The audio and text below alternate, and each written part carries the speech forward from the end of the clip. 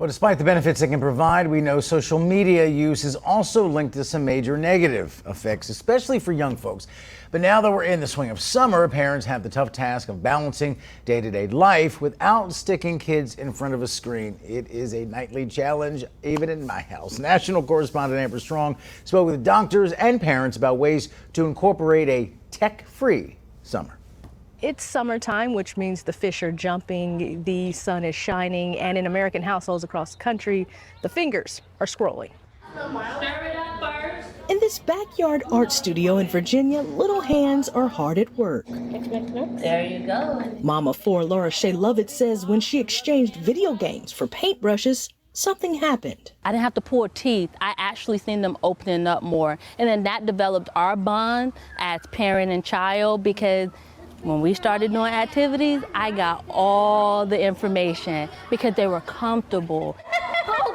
The longtime artist used her kids' love of gaming and social media and turned it into daily art projects like this. We would do bath bombs and then name it or color it some type of skin from like Roblox or My Little Pony or SpongeBob. As far as gonna be really easy, you ain't gotta overthink it, shake your shoulders off. Teaming up with fellow artist Dimitri Nelson, that side project blossomed into an art-filled summer camp for area kids. It's healing, it's fun, it takes your mind off of things, it's a healthy challenge.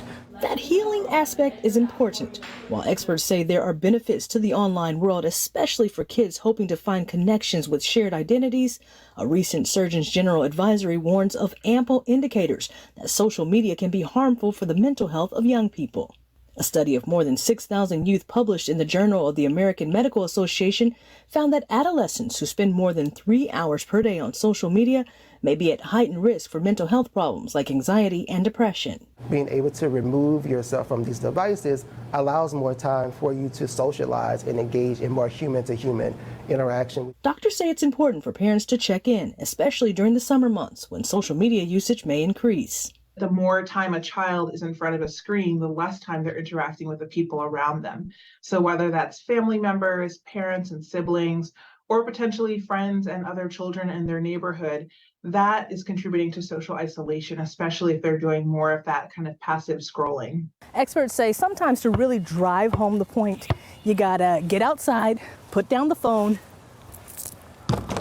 and practice what you preach. Dance, engaging with the art, whatever your family and your teen enjoys, making time for those things can be another way to create spaces where you're sort of replacing the use of technology with some other type of activity. So the science part of bath bomb is your baking soda and your citric acid. The parents/artists here say they understand that not everyone can send their kids to camp, but say creative outlets are everywhere. You can use buttons, you can use strings, you can use pebbles, you could use whatever you have at your disposal to create what your heart and your mind want to create. Mine looks perfect. It does. I asked some of my social media friends, what are you doing to keep your kids busy and active this summer? I got everything from STEM and photography camps to making everyday chores a competition, whatever it takes to keep those minds busy and the bodies active. Amber Strong, SCRIPPS News.